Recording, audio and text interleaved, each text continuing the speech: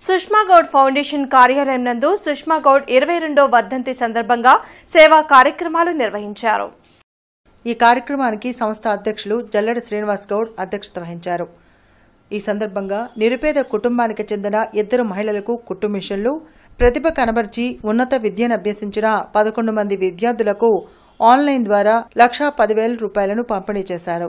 ఈ కార్యక్రమం నందు సంస్థ ఉపాధ్యక్షులు నాగ వెంకట శివప్రసాద్ గౌడ్, ప్రధాన కార్యదర్శి జల్లెడ ఓంకారం, కోశాధికారి జయ సుస్మితారావు గౌడ్, కార్యదర్శి జల్లెడ సుష్మారావు గౌడ్, సహాయ కార్యదర్శి హరితా గౌడ్, రాష్ట్ర గౌడ సంఘం అధ్యక్షులు వాకా రాంగోపాల్ రెడ్డి తదితరులు పాల్గొన్నారు.